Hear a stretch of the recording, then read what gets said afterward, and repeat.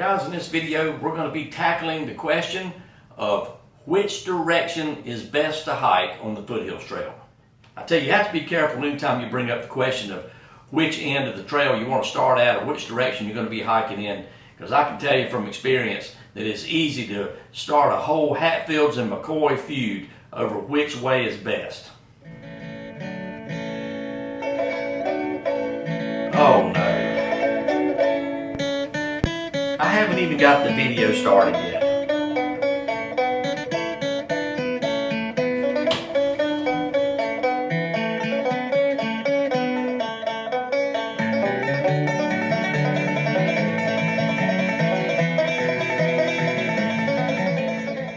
Alright, well, as you can see there, I've got to be very careful to remain neutral in this video. I don't dare pick one side or the other. As you can see that I'm a little under duress here in this video, okay?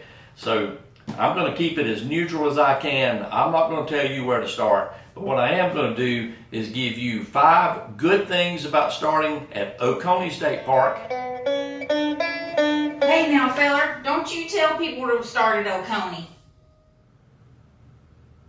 And 5 good things about starting at Table Rock State Park. Right? Only those stupid Hatfields start at Table Rock. Just make sure you watch out for Granny Hatfield or Ellie McCoy, whichever end you start on, okay? Alright, let's start with Oconee State Park first. Number 1, and probably the biggest reason for wanting to start at Oconee State Park, is that it actually is higher in elevation than Table Rock State Park.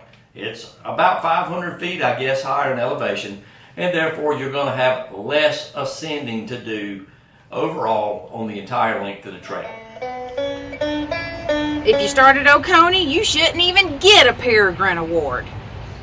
Alright, number 2, if you're hiking with a full heavy pack and you got, 5-6 days of food in your pack, you're going to have an easier first day with your pack when it is the heaviest.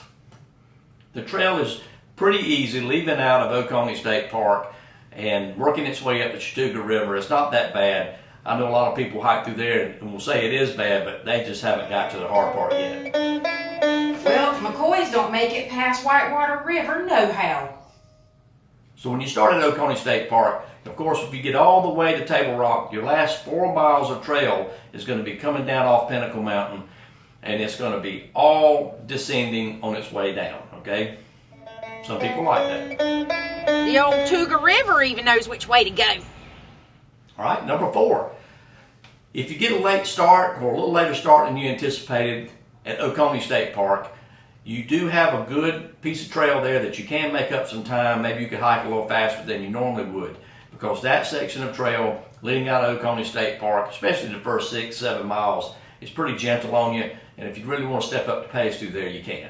Number 5, and the one that I think maybe probably the most important, is that the Foothills Trail is less confusing when you start at Oconee State Park.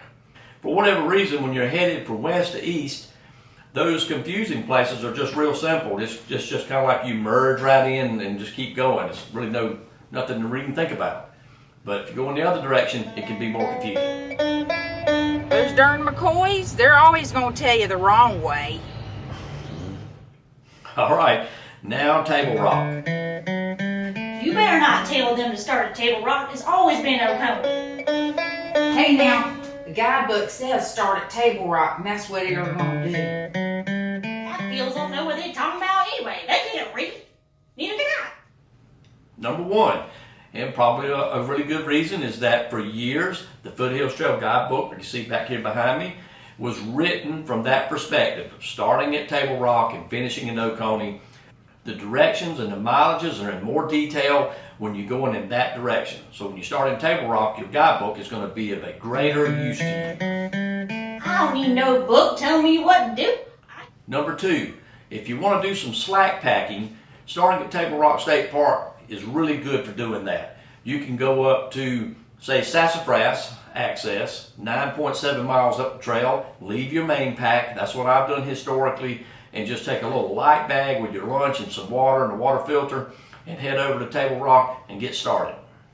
And you can do that entire uphill section going up Pinnacle Mountain, climbing up sassafras with the most minimal weight. Well, them dumb Hatfields can't get across sassafras anyhow. All right, number 3. You have better cell phone reception starting at Table Rock and working your way up. I'm going to say the first 14 miles or so of the trail, you have really good cell service. That way, if you start developing a lot of blisters, or your pack's not right, or you twist an ankle or whatever, you're going to have a better opportunity to call and bail off the trail. When you start at Oconee, you're going to be down on Chattooga River, and you're not going to get any cell service until you get back up near Fish Hatchery Bay. Cell phone, that's how you get got. Number 4, when you start at Table Rock, you're going to get those big climbs out of the way on the first day. You're going to have all that over with. Yeah, you still got the big middle to deal with, but at least you're not going to be ending your hike climbing the highest point in South Carolina. You'll be doing that on the first day, and you get it behind you. Only them idiot Hatfields would climb the big mountain with a full pack.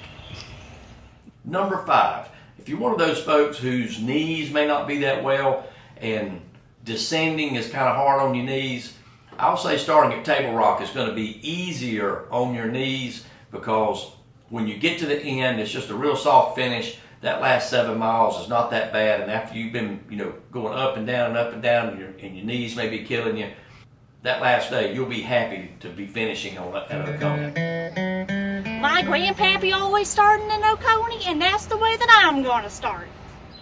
All right. Well, I tell you, man, this has been a tough video. I've been under threat the whole time. So if you get out there and you decide which way you're going to go, if you start at Oconee, you watch out now for those Hatfields. Well, I tell you something, we don't want those old ignorant McCoys starting over here anyway at Table Rock.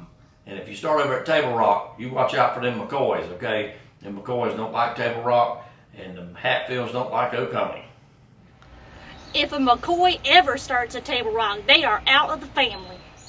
All right, guys. Well, I hope y'all had some fun watching this video. I hope that it was informative a little bit for you. And guys, I hope you come back for the next one. Table Rock. Oconee. Table Rock. Oconee Table Rock. is always Oconee. If you start at Oconee, you shouldn't even get a Peregrine Award.